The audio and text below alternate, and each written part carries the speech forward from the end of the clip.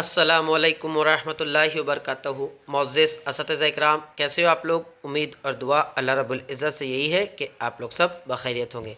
चलिए बढ़ते आज के इस वीडियो की ओर। तो गाइस, आज हम लोग जो देखने वाले हैं केंद्र शिक्षक पात्रता परीक्षा मंजे सेंटर टीचर एलिजिबिलिटी टेस्ट, इसका हम लोग 2013 का जो पेपर हुआ था, पेपर फर्स्ट का सेकेंड लैंग्वेज उर्दू पेडागोजी, वो हम लोग जो है तो देखने वाले हैं। मैंने यहाँ पर उसको मार्क भी किया हूँ, आप लोग देख लीजिए। बहुत दिनों से आप लोग को वीडियो दे नहीं पा रहा था, इस वजह से भी थोड़ा सा तबीयत वगैरह भी सही नहीं थी। इंशाल्लाह आप लोग को प्रीवियस ईयर के क्वेश्चन पेपर करवाने की पूरी कोशिश करूँगा। वेलकम है गाइस आप लोग का मेरे इस educational YouTube channel let's crack it with Shaikh sir पर। गाइस, मेरे इस चैनल पर जो भी नए हैं वो सबसे पहले चैनल को सब्सक्राइब कर लीजिए, लाइक करें, शेयर करें, और अगर आपकी कोई क्यूरीज़ है तो आप लोग चैट बॉक्स में लिख सकते हो। इंशाल्लाह मैं आप लोग के जवाब देने की पूरी कोशिश करूँगा।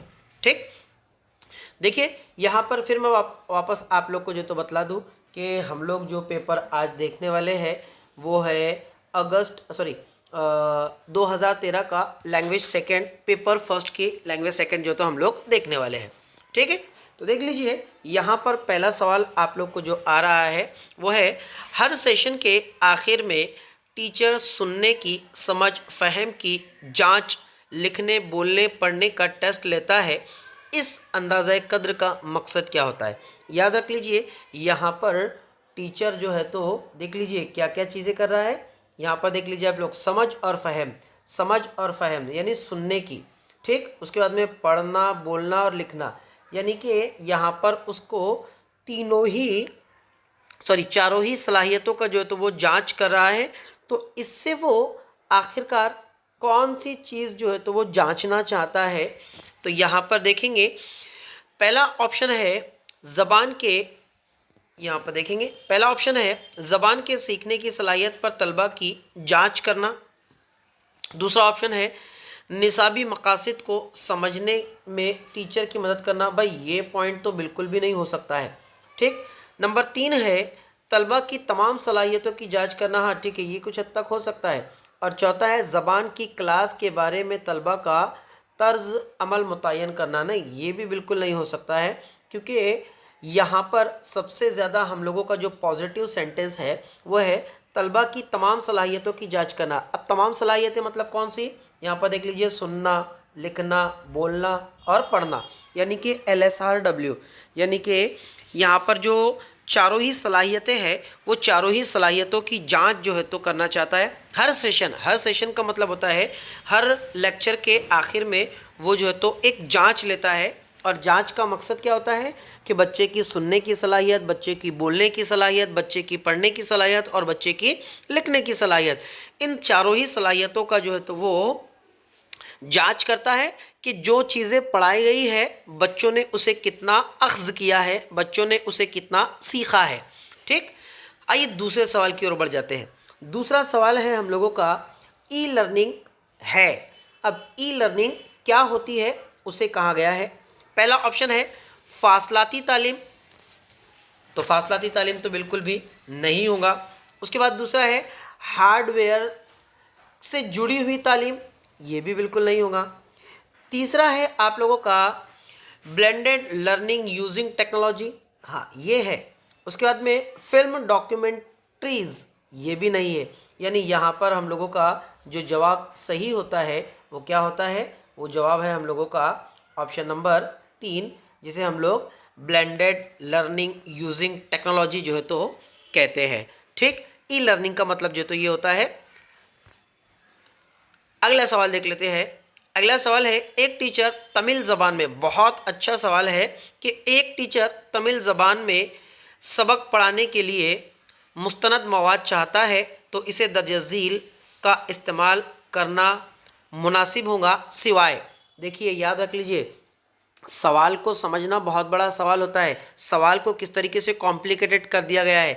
यहाँ पर क्या कहा गया है, यहाँ कहा गया कि एक तमिल टीचर जो तो ज़बान सिखाने, ज़बान पढ़ाने के लिए मुस्तनद मवाद मतलब कि बहुत सारे जो अज्जा है या टीचिंग एड्स है तो वो उसको जो तो यूज़ करता है उसको सिवाय एक ऐड का जो तो यूज़ नहीं करना है। देखिए यहाँ पर अगर आप लोग देखें तो ये जो सिवाय का शब्द आया है ना, ये सिवाय की वजह से जो तो ये पूछ लिया है कि उसको सिर्फ एक ऐसा मेथड है या एक ऐसी चीज़ है उसको यूज़ नहीं करना चाहिए। अगर ये सिवाय नहीं होता तो दूसरा जो तो सवाल हो जवाब हो सकता था। लेकिन अब देख लीजिए, पहला है तमिल अखबार, तो बिल्कुल तमिल अखबार को तो उसको इस्तेमाल करना चाहिए।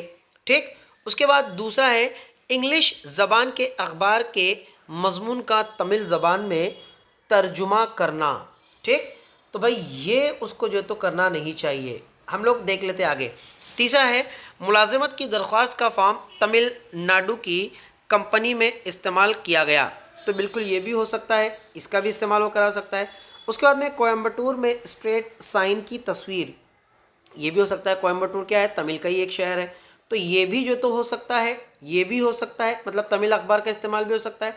तमिल अखबार में या तमिल ज़बान में जो तो फॉर्म को कंपनी में भरवाना, ये भी हो सकता है। लेकिन इंग्लिश ज़बान में तमिल ज़बान का तर्जुमा ये वो नहीं कर सकता है। यानी नॉर्मली यहाँ पर अगर कहा जाए तो मुस्तनद मवाद अगर देखा जाए तो तमिल अखबार मुस्तनद मवाद है, मुलाजमत का फॉर्म तमिल ज़बान में भरना मुस्तनद मवाद है। उसके साथ साथ जो है तो कोयम्बटूर की तस्वीर ये भी मुस्तनद मवाद है। सिर्फ जो तर्जुमा है, ये तर्जुमा उसको जो तो नहीं करना चाहिए।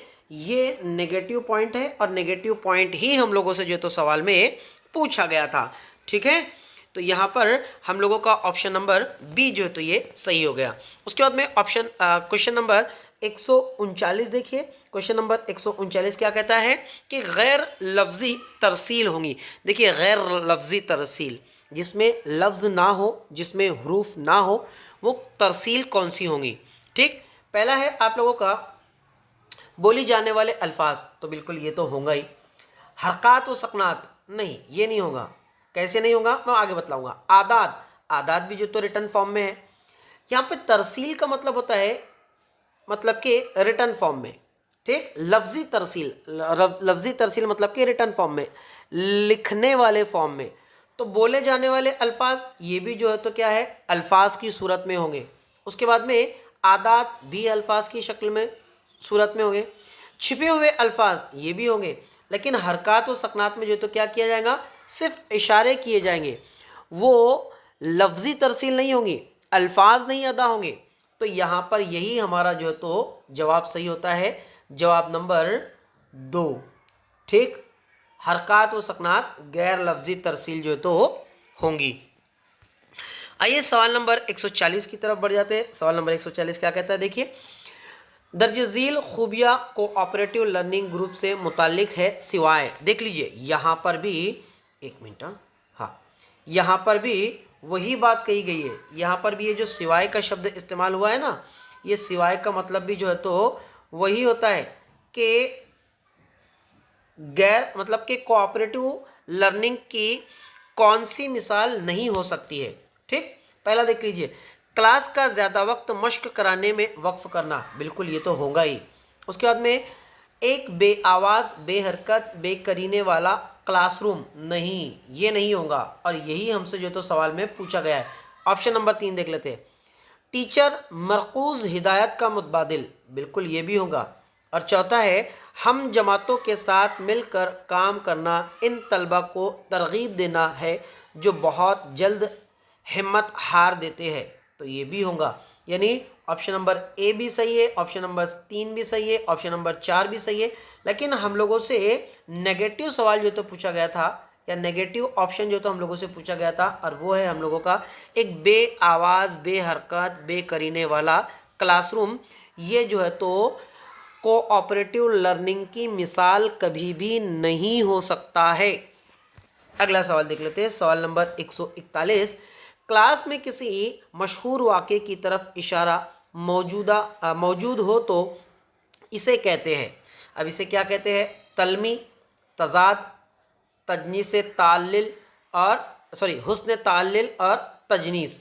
ठीक, तो यहाँ पर इसका सही जवाब है, असल में अगर आप लोग देखें तो जो सनतें हैं, सनतों से लिया गया है, ये सनत तलमी है। ठीक, मौजूदा वाक़या, किसी भी वाक़े का जिक्र हो तो सनत तलमी। ठीक, अगला सवाल देख लीजिए। अगला सवाल थोड़ा सा डिपिक है, जो कि काफ़ी अच्छा भी है। इस तरीके के सवाल जो है तो 2023-24 में भी जो तो पूछे गए हैं कि एक दावा दिया जाता है और उसकी दलील दी जाती है। तो ये भी दावा और दलील की ही एक शक्ल है, लेकिन थोड़ा सा अलग सवाल है। आप लोग देख लीजिए, मैं पूरी वजाहत करता हूँ।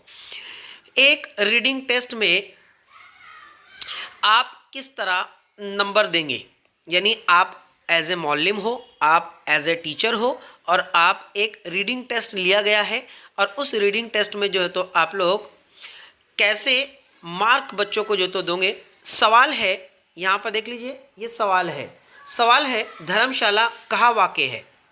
उसका एक बच्चा जवाब देता है हिमाचल प्रदेश में है, यानी मुकम्मल जुमले में जवाब नहीं दिया गया। दूसरा जवाब है धर्मशाला हिमाचल प्रदेश में वाक़ है। अब यहाँ पर दूसरे में जो तो उसने मुकम्मल जवाब दिया है।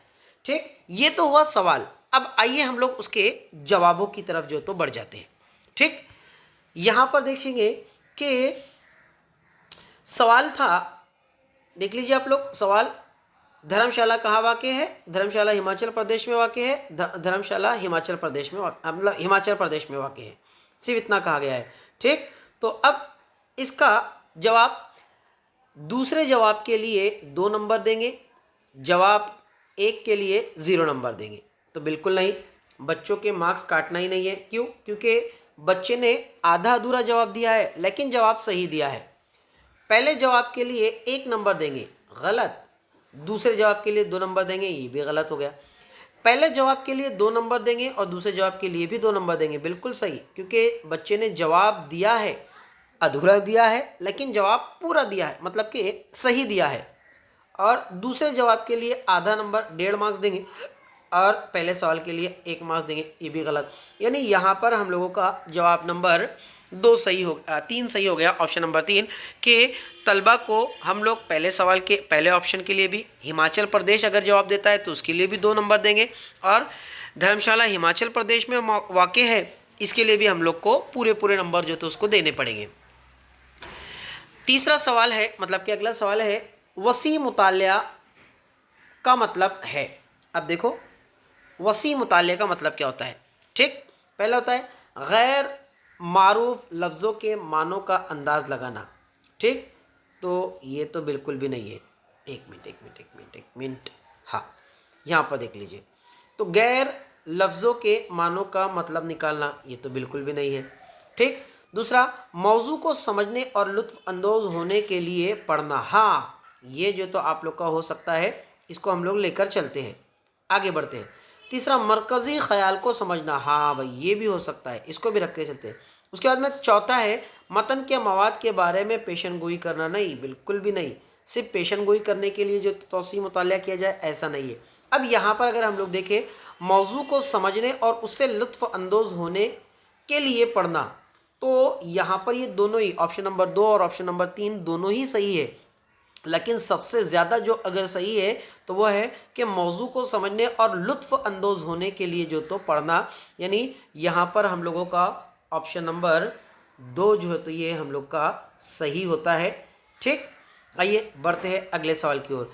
अगर ऑप्शन नंबर 2 नहीं होता तो हम लोग ऑप्शन नंबर 3 के साथ जाते, लेकिन ऑप्शन नंबर 3 से कहीं ज़्यादा बेस्ट हमारे पास में ऑप्शन नंबर 2 जो तो मौजूद है। इन सारे सवालों के जवाबात मैंने आखिरी में जो तो वापस से इकट्ठा किया हो, आप लोग जो तो वहाँ पर भी देख सकते हो। खैर, अगला सवाल है आप लोग का सवाल नंबर 144। सुनने की महारतों की जांच के लिए टीचर ने एक सरगर्मी बनाई है, इस जांच की बुनियाद पर हो सकती है, या इस जांच की बुनियाद किस पर हो सकती है। सवाल नंबर 144 है आप लोगों का, देख लीजिए क्या कहलाता है। तलबा के ज़रिए तस्वीर की सूरतगिरी, नहीं, बिल्कुल भी नहीं होगी। ठीक, उसके बाद दूसरा है एक छोटी फिल्म दिखाकर, याद रख लो, मौलिम जो तो यहाँ पर क्या कर रहा है, तलबा की सुनने की महारत की जांच कर रहा है, और सुनने की महारत की जांच वो तस्वीर के ज़रिए से कैसे करेगा, तो पॉइंट हटा दीजिए।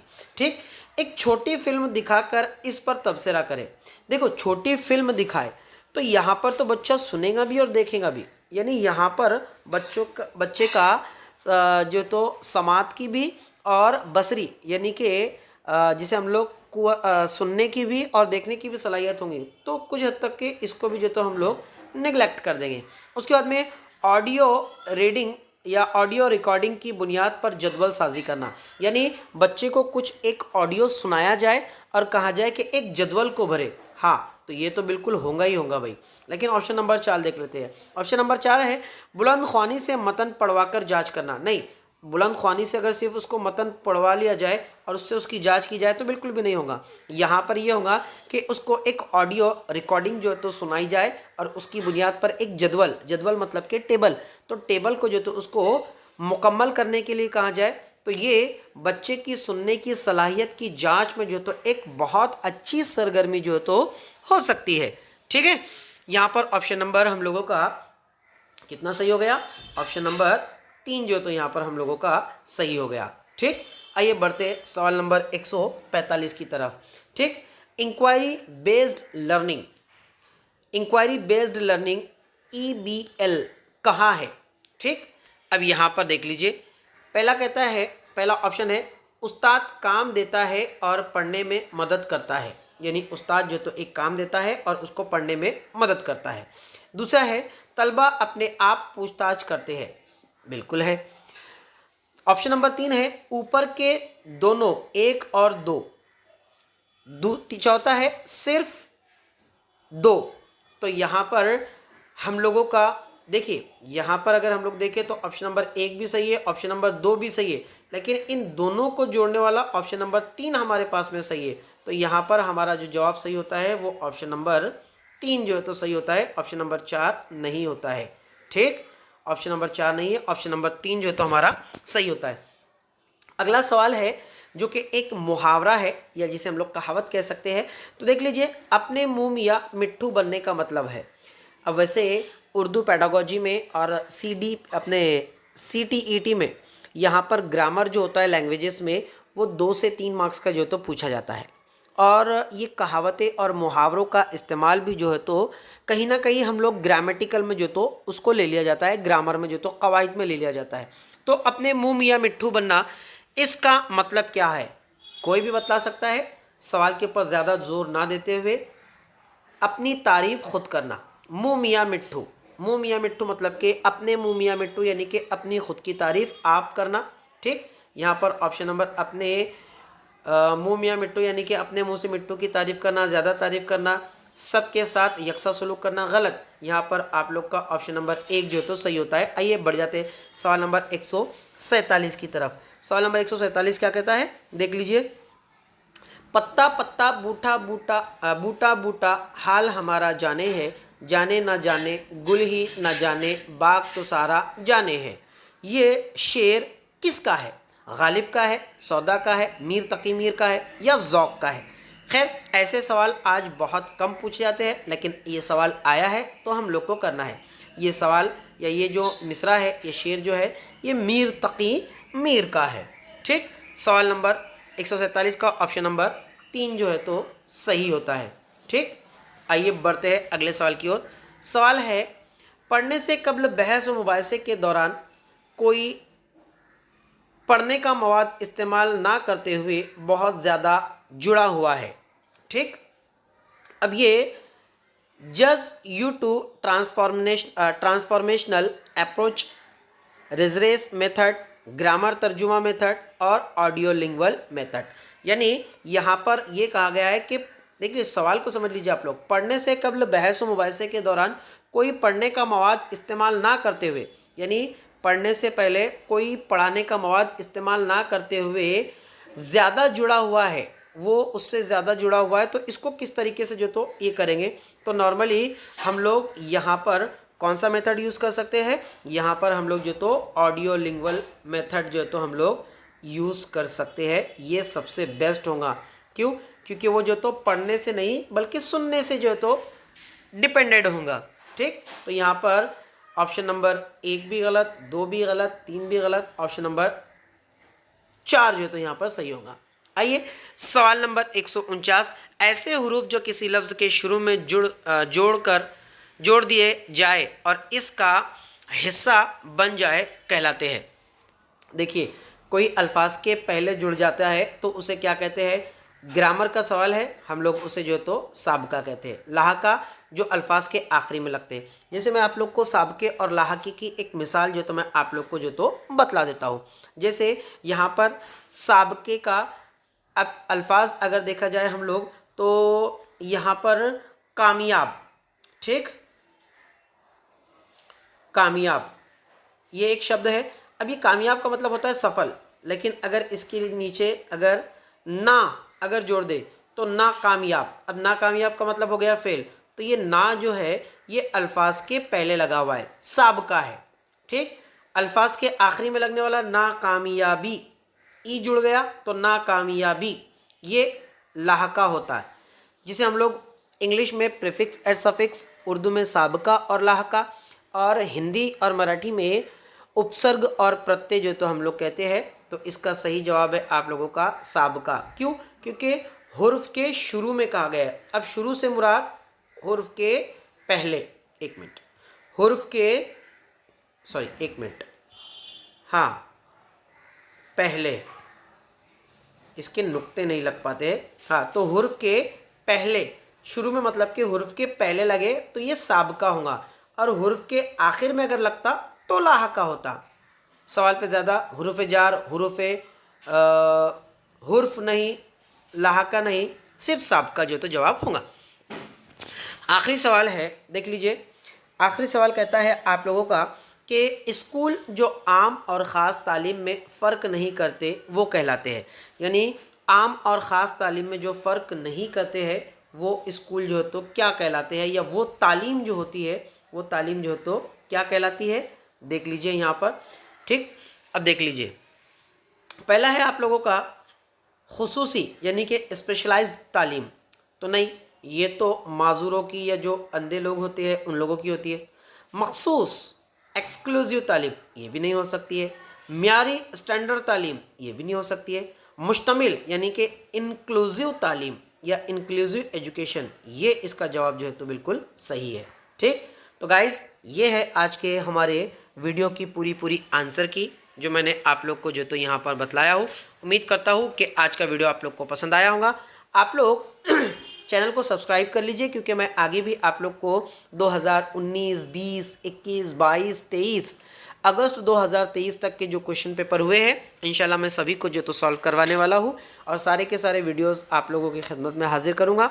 उम्मीद और दुआ यही करता हूँ कि आप लोग इससे इस्तेफ़ादा हासिल करेंगे और इंशाल्लाह इस CTET इम्तिहान में नुमाया कामयाबी हासिल करेंगे और अपना मुस्तकबिल जो है तो आप लोग संवारने की कोशिश करेंगे। दुआ का तालिब, आपका दोस्त, आपका खादिम शाकिर शेख सर। मिलते अगले वीडियो में, तब तक के लिए अल्लाह हाफिज़।